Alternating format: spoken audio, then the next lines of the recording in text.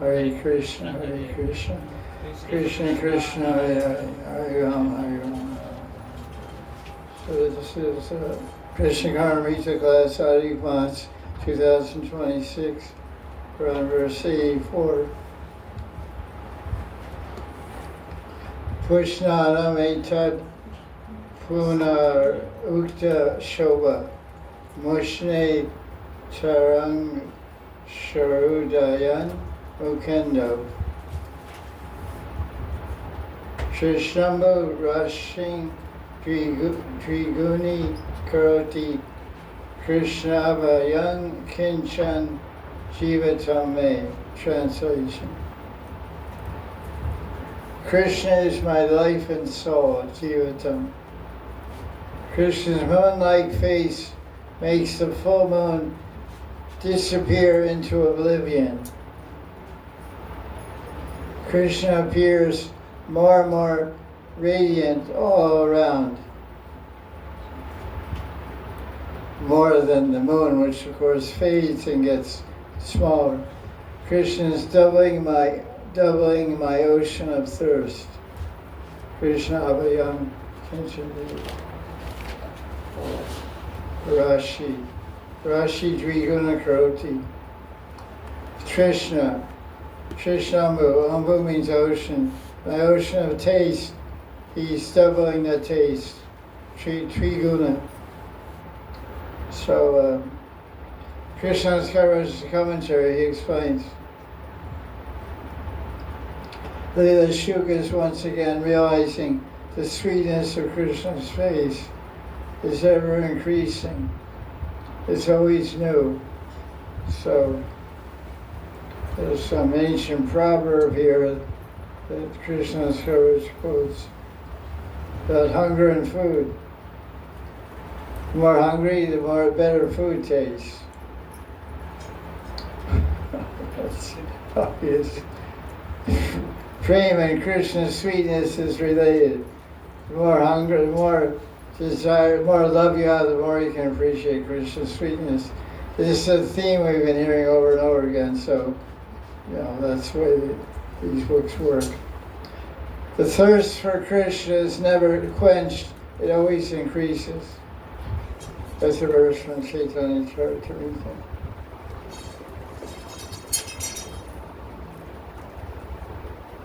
So anyway, it's kind of the same old point we've heard 100 times.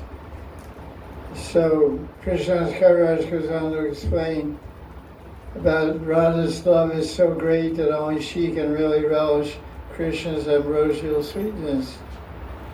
And there's that story we told sometimes. I think you know it, but it's related to this. That Narada Muni once came to Vrindavan. I think you remember this story. He went to Nandagram and had darshan of Krishna. And afterwards he went to Barsana, had darshan of Radharani. And then Narada Muni on the way between Barsana and Nandagram, after that two darshans, he met the Sakhis, Lita Vishaka, Chitra Champak. And they asked him, they said, where are you in, Narada Muni? He said, I saw Krishna. Where did you see him? I saw him in Nandagram. What did he look like? He looked very beautiful. That's right. Where else did you go? I went to Barsana. And I saw Radharani. What did she look like? She looked very beautiful. Then Lita Vishaka, they said, you haven't really seen the beauty of Radha and Krishna. And he said, why? If you really want to see the beauty of Radha and Krishna, you have to see them together. Because when you see them alone, they're of natural beauty, without any addition. But when Krishna's with Radharani, then his beauty is enhanced by Radharani's love and her sweetness, and Krishna's beauty is enhanced by his love for Radharani, and so they look much more beautiful and sweet. So he said, well, how am I going to do that? He said, you can't. You can't see Radha and Krishna together unless you become a gopi. So he said, how do I do that? I don't know, that's your problem. You have to do some austerity. So I went down the street here to Narada Kund, across from Kusan Srovar. And he thought a nice forest in there, and he started doing tapasya. Purnamasi came there one day and said, what are you doing over here, man?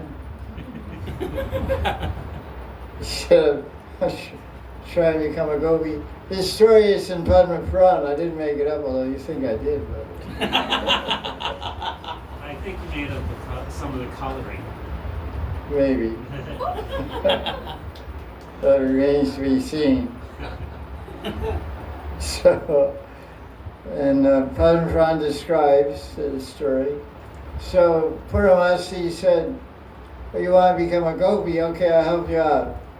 I'll take you to Kusan Srovar. You can bathe in Kusan Srovar and you can become a gopi. And he became a gopi. And then everybody asked what my name is, and Purnamasi said, your name is Naradi Gopi. Narada became Naradi. Female Nard. And then Purnamasi took him to Rasa dance. Introduced them. And then Naradi Gopi saw Radha and Krishna together. He said, oh God, they're really beautiful. They're so sweet. Yeah, he lost his mind, he went crazy. So all this is in Padma Purana. So this is what the point is being made by Krishna's Kaviraj and Bilmangala Thakur. There's so much sweetness here, I can't understand. So what does he say? This verse. Yeah, he's saying Krishna, what is it, 84, right? Yes, good. Yeah, he's saying there's so much sweetness I can't taste it all.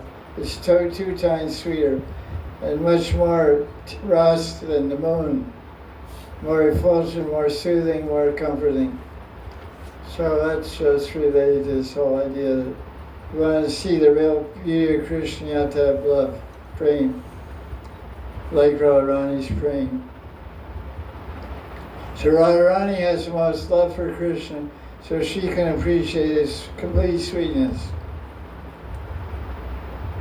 Because Krishna and Chaitanya Charitamrita says, everyone comes to me to find wealth and sweetness and happiness, but where can I go to find happiness and sweetness and love? He said, everyone's coming to ask me for all these things.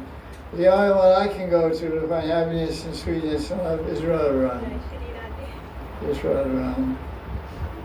So that's what we're supposed to do. Become Amshas of Radharani, become servants of Radharani, because that will give Krishna greatest happiness by becoming Radhadasya, by becoming a servant of Radharani. Krishna is my true love. By showing me his moonlight face, he is doubling the ocean of my thirst.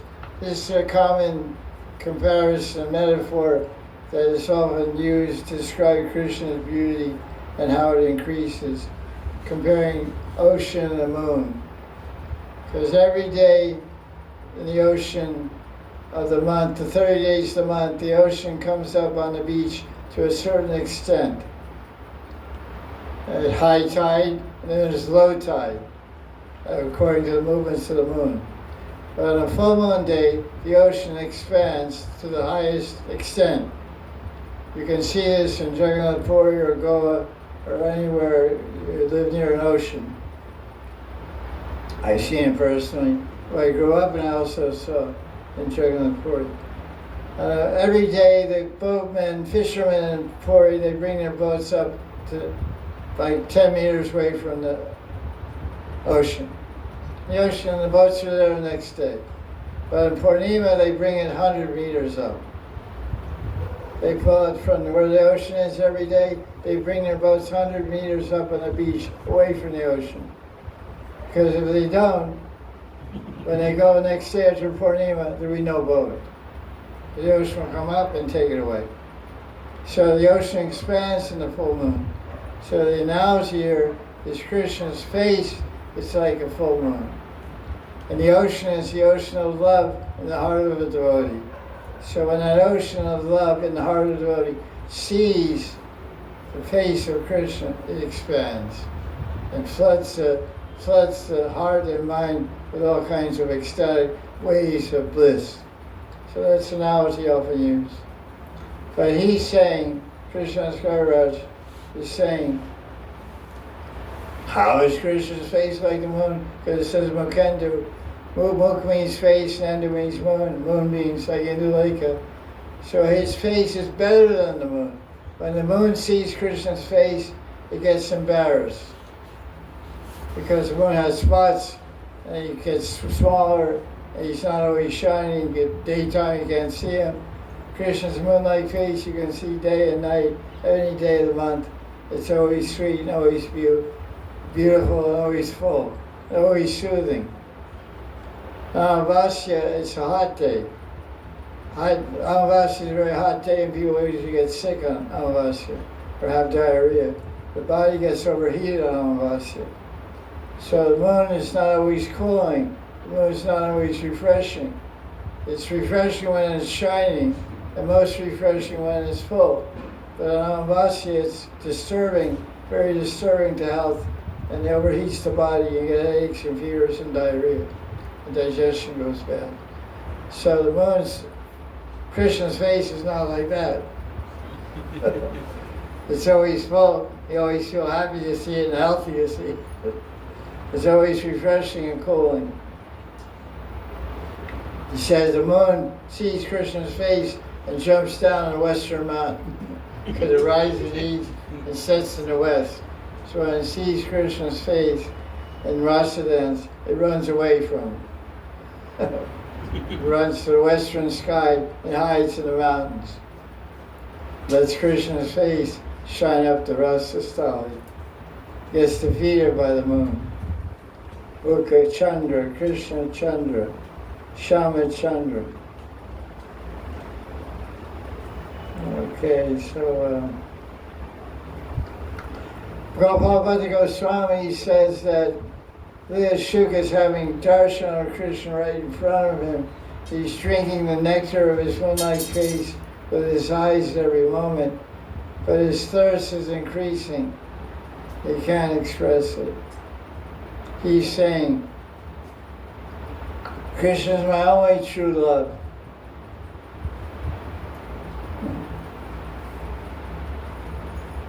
I'm ready to sacrifice 1,000,000 lives just to have his darshan. So that's pretty desirable. So this name in line 4 is there. You've heard this name before, I think. I hope so. It's Krishna. Krishna Avahang, Krishna Avayang. He's calling Krishna. He's inviting Krishna, he's calling Krishna. Krish means, Karshan means to attract, and Krishna means Ananda, bliss.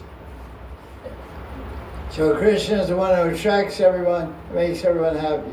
So everybody smile. But you don't like hot heat too much, so that's fine. Okay. What to do? Vrindavan's too hot or too cold? No in between. That's why Krishna's Maharaj describes prema. The experience of Krishna prema is like hot sugar cane juice. It's too sweet to resist, it's too hot to drink. Sugar cane juice is boiling. Oh, it's especially really sweet. I like that stuff. But if I drink, I'll burn my tongue. So Krishna prema is like that. It's so attractive, it's sweet, you want to drink it, but you know if you drink it, you'll get burned up. So Vrindavan is like that. It's so sweet, but you can't drink it. It's too hot in the summer and cold in the winter. Usually they always debate. They say, I like summer better. Some do always say. But you don't have to worry about getting warm.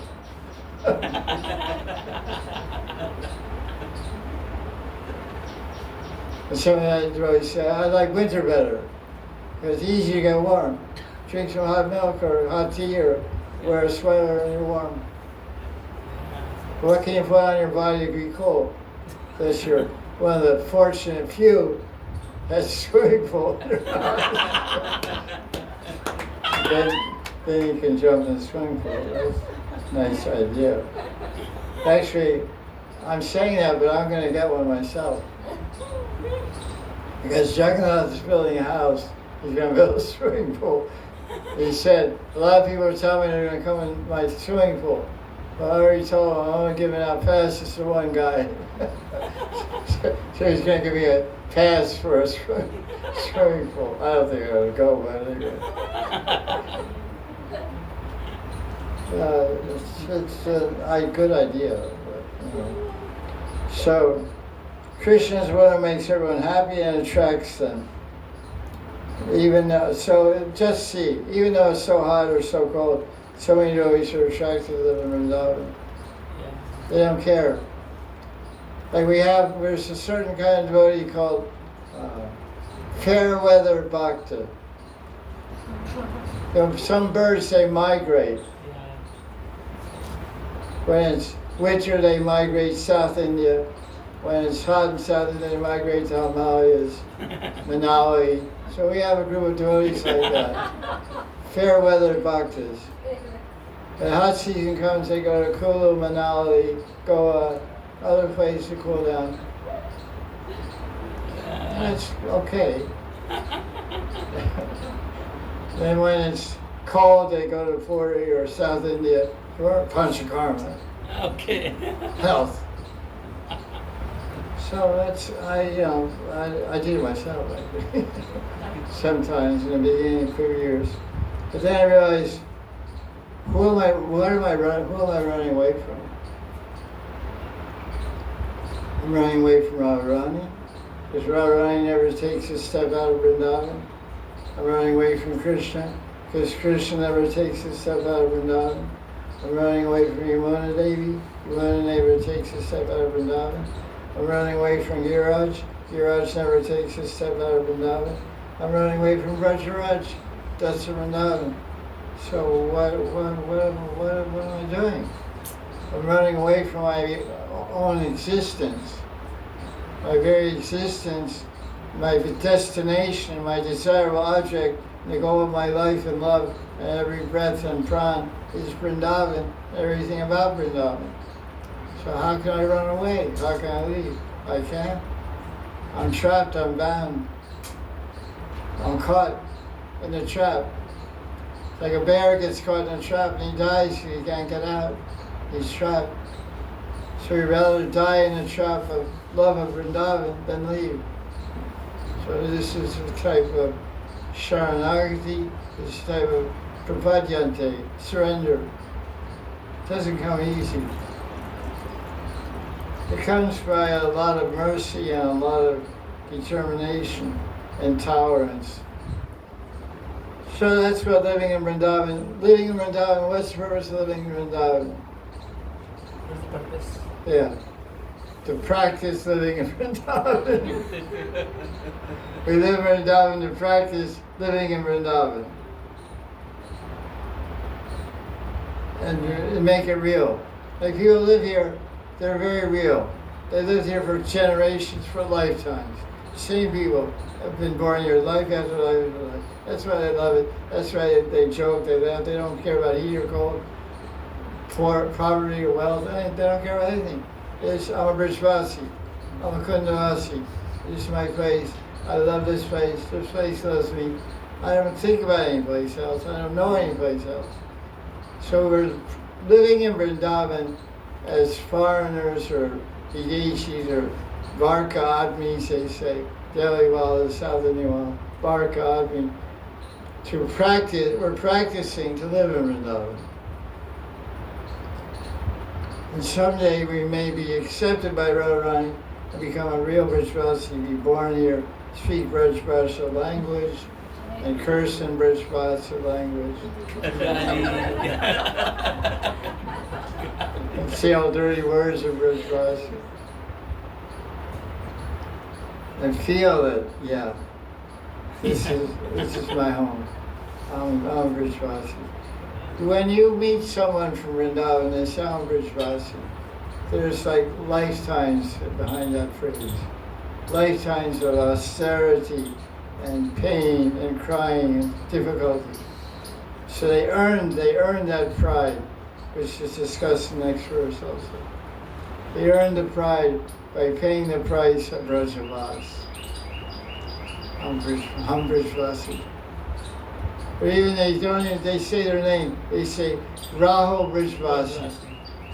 That's not his name. You look at his birth certificate, it doesn't say that. But that's his ego, that's his identity, that's his belief. He's earned that because he's born here. Rahul Brijvasi, Murari Brijvasi, or whatever.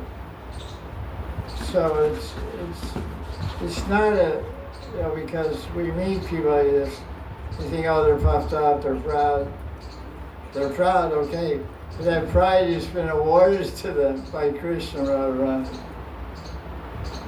It's not self-designated pride. But having appointed themselves that way. They've been born here by fortune and blessings of Radha and Krishna. So, everyone wants happiness, but illusion overcomes living being. And one starts looking for happiness in the material world. One doesn't know that such material pleasure is useless and short-lived. Material pleasure always comes with side effects, negative side effects. People have been wandering the material world eternally looking for false happiness, but all they're finding is suffering. They're not finding Krishna Ananda, not finding the bliss of Krishna. Scriptures tell us to do bhakti sadhana to save us from sorrow. Krishna is blissful in the goal of our sadhana. So,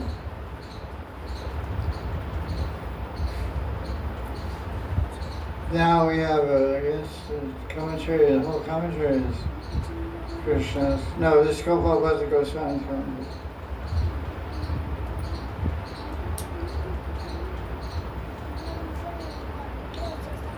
Krishna has different forms. There's the Shastras and Charyas say that Krishna has different forms, and he has different devotees in different holy places.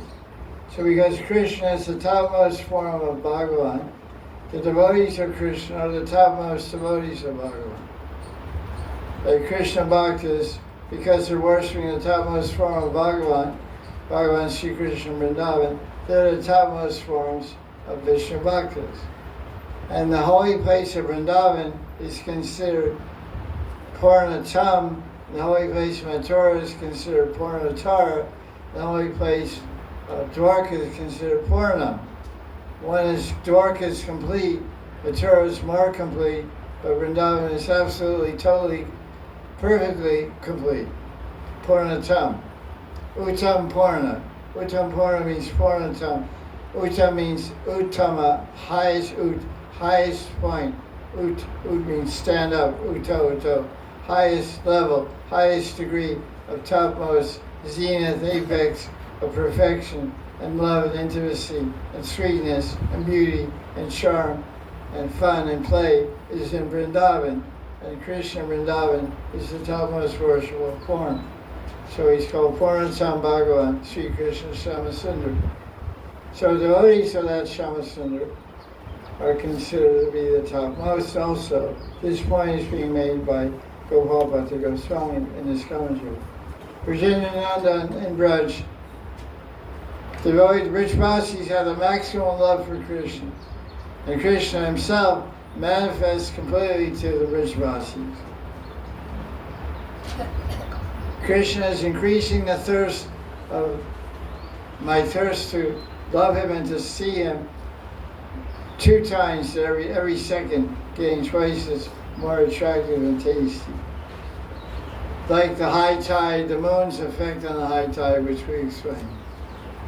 someplace in the world, there's somewhere, I don't know where it is, I don't know where it is, Finland or somewhere like that, Finland or Amsterdam or something. It's called the Bay of Fundy.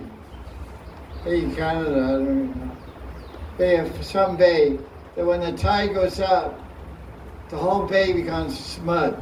It's a big lake. It's like a huge lake. It's called a bay. A huge big lake, an Indian Ocean type, big.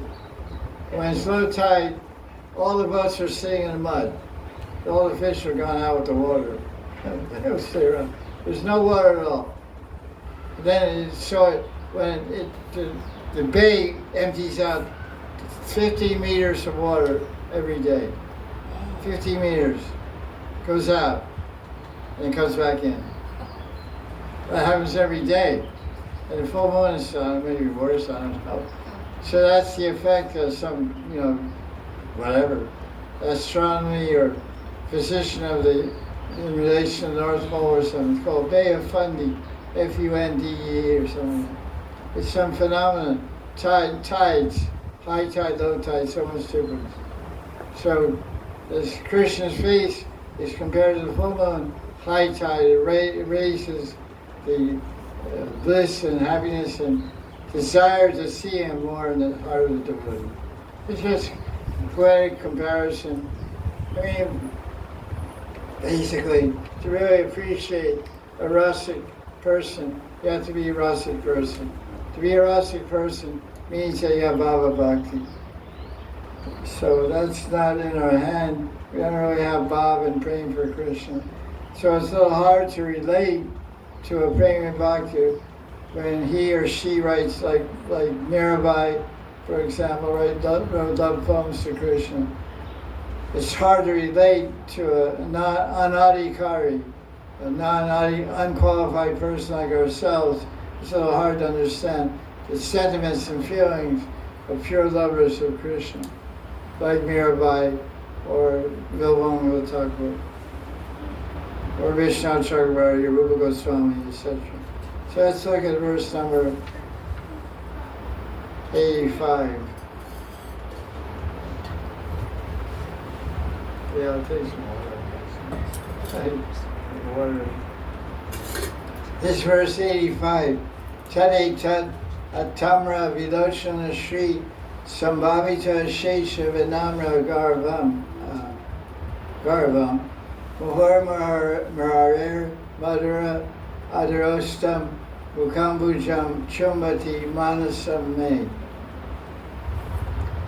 So again he's talking about Krishna's beautiful face and beautiful eyes, and he's talking about how Krishna is honored and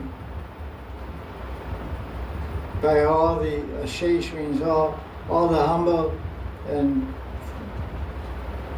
there's this interesting line 2 of this verse says Sambhavita Ashesha Vinamra Garvam. It talks about pride and humility and honor by all. And then he describes, Balaram Thakur describes Krishna's face. Mahor Mararer. Mahor means repeatedly, over and again. Adar Ostam. Adar means his lips. Ostam means upper and lower lips. I'm repeatedly appreciating the beauty of Krishna's lips. And Mukambujam Chumbati Manasame. In my mind I'm kissing Krishna's face, Krishna's beautiful lips. That's a pretty intimate verse of his experience. Obviously he's in Gopi Bhav, identifying as a Gopi. Krishna has a Shesha Vinamra, has an unlimited number of humble devotees. But these humble devotees become proud of Krishna's beauty. With his the red tip, the corners of his eyes are reddish in color, and his sweet lips. In my mind, I am repeatedly kissing Murari's lotus face. So there's a combination of humility and pride here. How you can be a humble devotee and also pride. So that's discussed in the commentary. How does humility and pride relate to each other? Interesting point. So Krishna's Maharaj says that Lila Shuka is the devotee of Madhurati. Madhurati means the mode of amorous love, like Radharani and the gopis. It's called Madhur. Sometimes people say Madhurya, but it's actually Madhur. The ras they experience is called Madhurya ras, but the rati, the mode of love, is called Sakya rati, Vatsaya rati, Madhur rati. M-A-D-H-U-R, Madhur. And when they taste that amorous love by different intimacies, or seeing him, or remembering, or seeing a painting, or engaging and having leelas with Krishna, then you're tasting Madhurya ras. Then it's a little slightly different word, different meaning. So in his mood is Madhurati, his permanent loving mood towards Krishna is amorous love, like a gopi. He said, my mind is always kissing the face of Murari. My eyes are like honeybees. They're relishing the honey of Krishna's beautiful lotus face. The Bhagavatam tells us that devotees relish the beauty of every part of Bhagavan's body.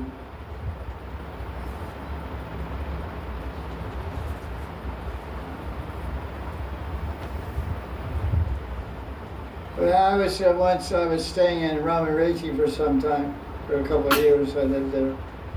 And devotees used to take darshan Radha Shama every day. And afterwards they would discuss because Andrew was dressing Krishna and Mukunda Datta was dressing Radharani. So especially because most devotees in Brahmacharya ashram of a certain group of devotees would meet in Andrew's room and discuss. It was like a clubhouse. Ram Rai and me and Bhuvaneshwar and so different godbrothers and other disciples and gurus. They were friends of Andrew. So we would meet and we would discuss what was the most beautiful part of Krishna's body today. So some people say his belly button. Because Andrew introduced this, because during Prabhupada's time, from 1966 until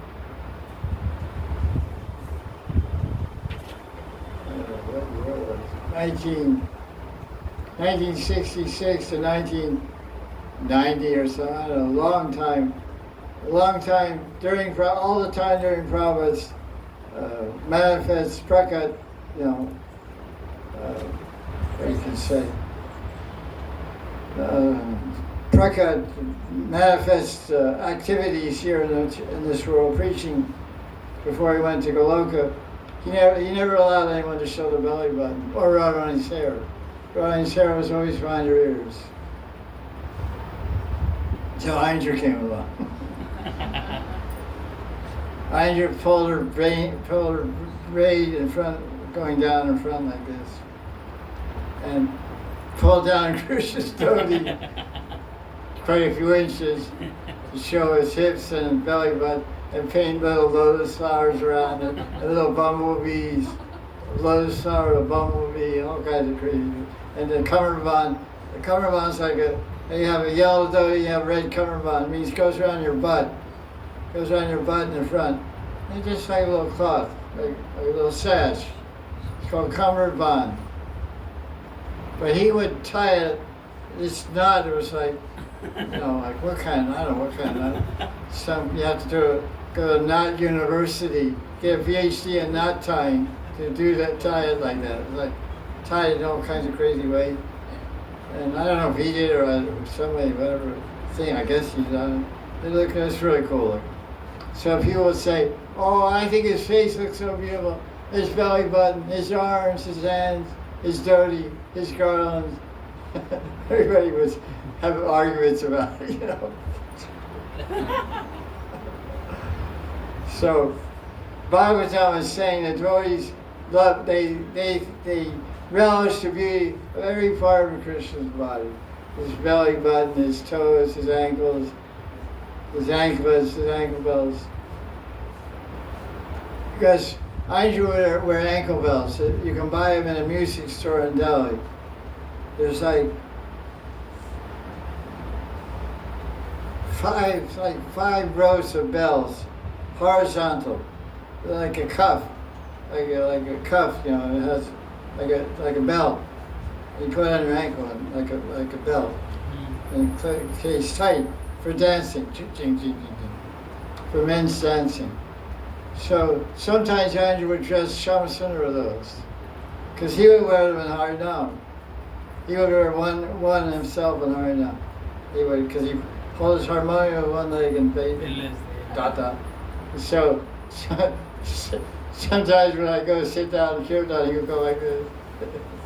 He point. I look at Shamasundar's wearing ankle belts like him, you know. So it was very beautiful to see and imagine, because Krishna wears ankle belts in Rasa dance. And he dances with ankle belts. It's like dancing type. It's different than like women wear it. This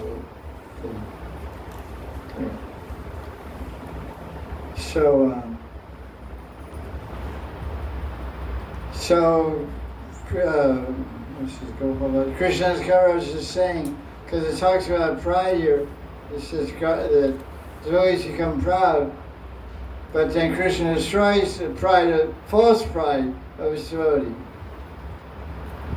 If Krishna finds the devotee taking pride in him or herself, then Krishna takes away that false ego which causes the pride. But if we have pride of Radharani, and we have pride of our Yuteshwari, Vishakha, Lalita, or pride of Rati Mandri or Tulsi Mandri, that's okay. That's spiritual pride. That's a squirrel, I guess.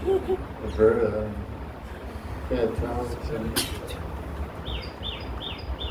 I guess a bird.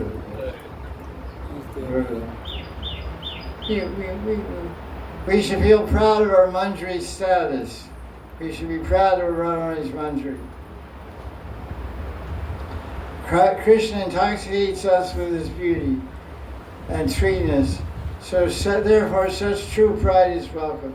So we're proud of Krishna's beauty. In other words, pride in ourselves is not desirable, but pride in others, qualified people like Gopis and Krishna and Radharani, that's acceptable, that's desirable. Krishna's face in his verse is compared to a lotus flower.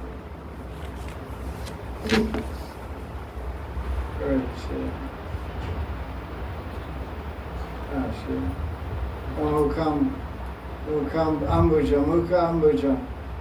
Mukambuja, ambuja means lotus flower, mukha means lotus, I mean face. Face is like a lotus flower. Very attractive, very symmetrical, beautiful design, beautiful color, very gentle, very soft, very fragrant.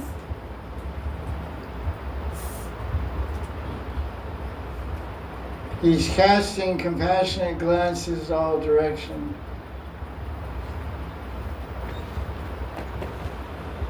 He is the pride of all the young ladies of Vrindavan.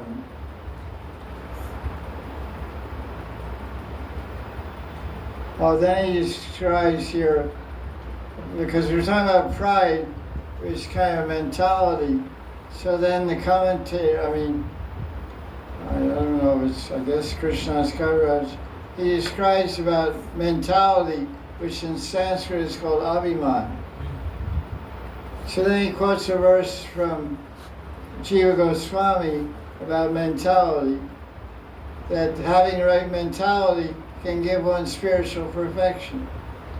That verse, he doesn't cite it, but we know this famous verse we all learned. This I wrote it here, it's verse 304, Bhakti Sandarbha. It says, Dasoham Vasudevasya Keval Abhiman Siddhi Bhavati. Dasoham, what does that mean, Dasoham Vasudevasya? Servant of Vasudeva. Dasoham, aham, I am Das. I am servant of I am Krishna Das, I am Vasudev Das, I am Sham Sundar Das. So this is an abhiman, this is a mentality, this is a way of thinking, of identifying. Thinking, feeling, and willing. You think like a servant of Krishna, then you'll develop the feeling that, yeah, I feel that I'm a servant, I should serve him. But that may not hold that concept, sometimes doesn't. Then we use service, thinking, feeling, willing. So he's saying, Keva, which means only, Abhiman, this mentality, Siddhi, Siddhir, Bhavati. Bhavati means condition, a state of existence, state of reality. This reality will manifest if you have this mentality. This perfection of being, if you have this mentality of being Krishna Das, Krishna Dasi, you get perfection in Bhakti Bhajan. Even without doing anything, just having the mentality. Of course, just working on having that mentality is seva itself. Because generally we give up that mentality and start acting as enjoyer. But you're always thinking I'm a servant, you'll just sit around thinking I'm a servant. That's your service. Not doing service. I just think I'm a servant. But of course, nobody's going to like that too much. Because there's a lot of things to do, and people need service, and service is also blissful. So now he cites a verse from Uttamadhamani by Rupa Goswami, very interesting, about a young gopi falling in love with Krishna.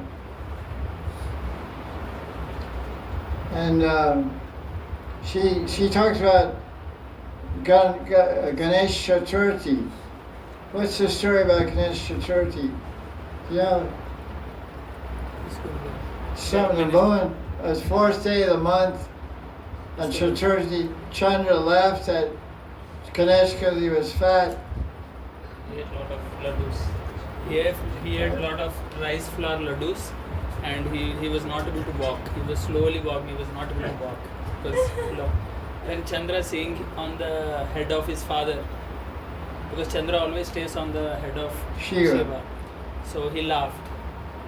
Then because of that nazar, his stomach cracks and he leaves. He dies basically, faints. He becomes unconscious. Then Mother Parvati comes and curses. Whoever sees moon, they will get into problems, difficulties. Moon on Chaturthi. No, first anyone who sees moon. Every day. Anytime. Then Brahma comes and again revives Ganesha. Then Parvati reduces the curse to at least on this day whoever sees moon, they will. So when is that? The birthday of the Ganesh or what? Again he came, so that is his birthday. Oh, okay. He again came to life. So this is a story about Ganesh Chaturthi, which is the birthday of Ganesh, which is in what month? Bhadra month? Yes, good. Shukla or Krishna? Okay, the same month that Krishna is born, or appears, and Radharani appears, and Swami Haridas appears, and Shukamuni appears, I think, also. And Vishaka, of course. In that same month of Bhadra Mas, which is August, September, Ganesh appears also. And on Shukla Paksha, waxing moon time of Bhadra month, the bright moon time, fourth day of the waxing moon, is called Chaturthi. It's called Ganesh Chaturthi. It's the birthday of Ganesh. You should worship Ganesh. And so there's all itihas, history, story behind that, his birthday. So it goes like this, I've been informed by reliable sources. CNN. They say Ganesh ate a lot of what kind of Rice flour. Rice flour. rice flour ladus. Modaks. Modak. And he ate too many, filled up his belly, exploded, boom. He was hard to walk. Oh no. Yeah. He ate too many rice modak laddus. He couldn't walk. He was waddling like a fat duck. And so the moon laughed at him. And the moon was able to see Ganapati because the moon is sitting on Shiva's head as a crescent moon, Astami moon. So he can see whatever Shiva is with his son Ganapati. So Durga was Parvati, the wife of Shiva, the mother of Ganapati, was angry with Chandra for laughing at her son. His stomach parts apart and he dies. Oh, actually, yes. Because of Nazar. Nazar. Oh, Paradise. oh, okay. So Ganapati was waddling, walking funny, and the moon laughed at him, but he gave evil eye, and it caused Ganapati to die. Could be died from overeating also. But anyway, that's the story. So now Ganapati's dead and all the others are lying on the ground. Yeah. And Parvati is what? Cursed moon. Cursed Chandradev. Whoever sees you will get into problems. Whoever sees you will have a bad day, a bad problem. Well, so no one's going to look at you for the rest of creation. Yeah. So Brahma said, hey, well, cool down, man. You know, she got a little hot-headed. It happens sometimes. And said, Brahma came and said, look, Parvati, you have to reduce this a little bit. It's a little too much. Okay, anybody on this day who looks at the moon, everything will go inauspicious for them. So everyone is advised from that day forward to resist her. Of course, for most places, so much air pollution, you can't see the moon. Can't even see the moon. We're too busy looking at the cell phone. But shouldn't look at the moon on that day. And there's story of Krishna also after this. Huh? Shamantaka Jiva story is continuation of this in that. That's not a story. So that's Chaturthi. So now that you know that background, you can understand what Rupa Goswami is talking about in this entry here, quoted from Ujjwala Mani, about a young Brajagopi who fell in love with Krishna. She wanted to get a date with Krishna. That's so interesting. That's what it said. I mean, obviously she wanted to. Madan, Krishna Madan, meet with Krishna. But she felt very humble and unworthy of Krishna. But she knew that Chaturthi day,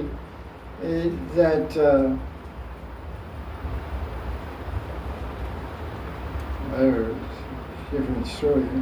She prayed to the moon. She said, oh moon, you're always having romance with the stars at night. What does that mean? There's 27 stars called nakshatras, and they're all the wives of Chandradev. So it's natural, because they're his wives, at night he's having romance. The stars are following the moon, or the moon's following the stars, depending on how you look at it. It'll say the moon is following the stars. Then it'll say the stars are following the moon. Who knows what to see? They're moving anyway. Everyone is moving. So this gopi saying, "Oh moon, when Chaturthi comes, oh Chandra, please bless me on Chaturthi. The scandal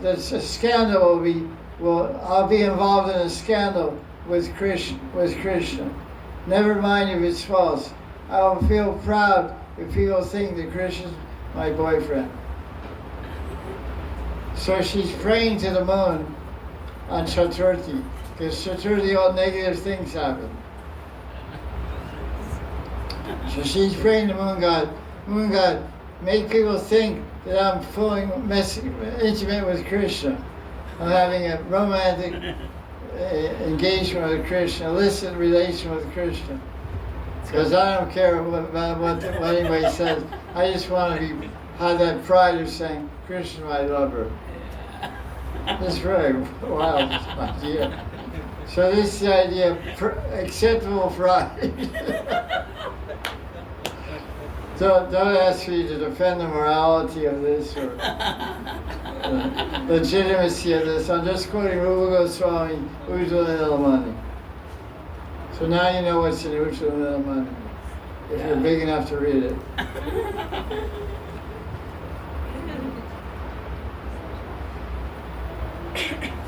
Now, Gopal Goswami, what time is it?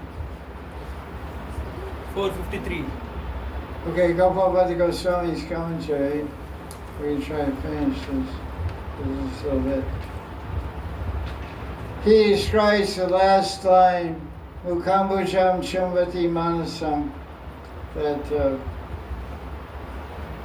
where he's saying Krishna's face is very sweet, has beautiful sweet lips, and my mind, I'm looking at him, I'm taking him through my eyes, and embracing him in my heart, and kissing his lips in my mind, or in my heart, you could say.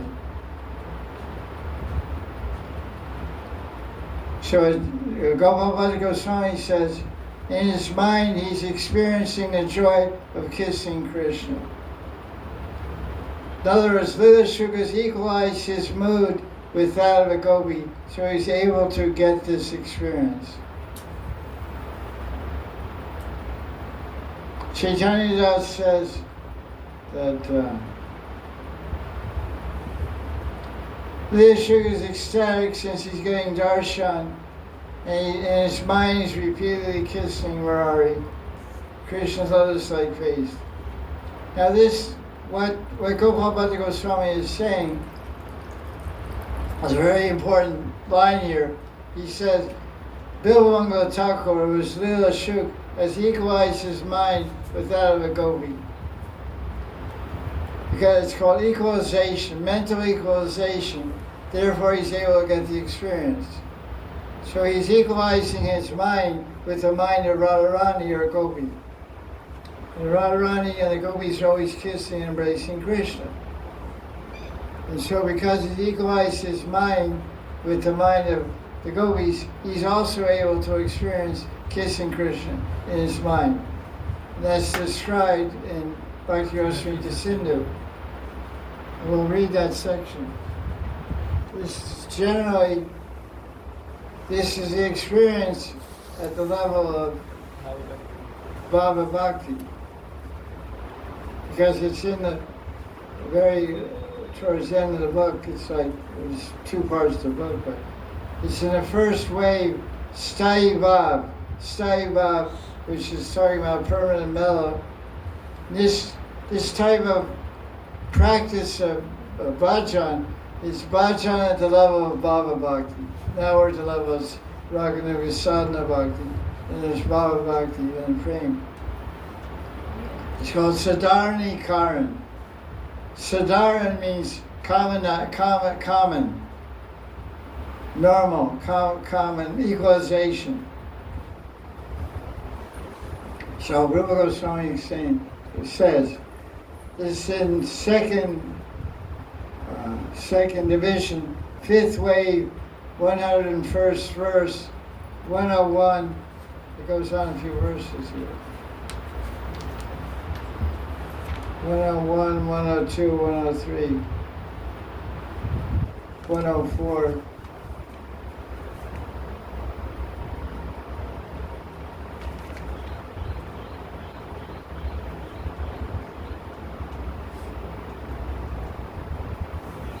Goes 10, verse 1, part 2, Bhakti Rasamrita Sindhu, chapter 5, verse 101 to 105. Describes the sadhana called Sadharani Karan. This is the verse. Alokikya prakrityayam sudruva rasastiti yatra sadharanataya bhava sadhu sparantyami. This is the main verse. By nature, activities of ras are non-material. They're difficult to understand. They're alokic, spiritual. Suduruha means difficult to understand. Rasastiti means the activities of ras. Ras happens at the level of Baba. The various moods of love, ratis, and other elements create a complete identity between the emotions of contemporary devotees with previous devotees depicted in Scripture. So this means, contemporary devotees means you and I, living today, now, reading Govinda Lilamrita, reading Krishna Bhavanamrita, reading Bhavanasara Sangra, or Ujjvala Lavani, or Bhakti Rasa Singha, reading about Krishna's Leela with the gopis, reading Krishna Karnamrita, and then you're mixing, identifying your heart and mind and bhava with the heart and mind and bhava of Radharani and gopis. That's what Bhagavan Thakur is doing in this verse, which is what, 84, what we did? 85 we did. 85. That's going on, verse 85 is Sadharani Karan, which is described here in part 2 of Nectar of Devotion, chapter 5, verse 101.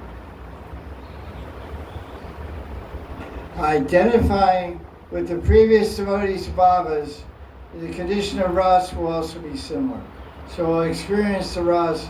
So that's why he's experiencing kissing Krishna in his mind, because he's fully identified with Radharani and the gopis.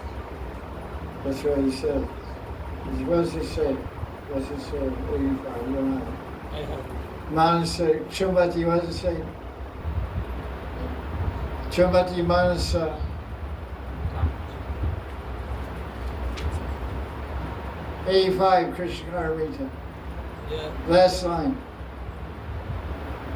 Gopal Goswami says. No, the verse, Sanskrit last verse. line. Mukhambuja chumbati manasam me. Mukhambujam chumbati manasam me. Mukambujam Chumbati Manasam. Mukha, mouth, ambuja, lotus, Chumbati, kiss, Manasam, in my mind. In my mind I'm kissing Radha Krishna. That's what's being described. Your mind is mixed with the mind of them, and you experience the ras. What ras? Madhurya ras. Because the Stairati is Madhurya Rati. Very important verse. Anyway, I wrote a note over here. On the sadhaka level of Bhava Bhakti, one can identify with the Bhava of devotees in rasic books or dramas and experience their rasas and bhavas in relation to Radha and Krishna. Anyway, that's coming attractions, future attraction. So that's it for today. Tomorrow we'll do more verses from Krishna Karnamrita. Jai Jai Shri Radhe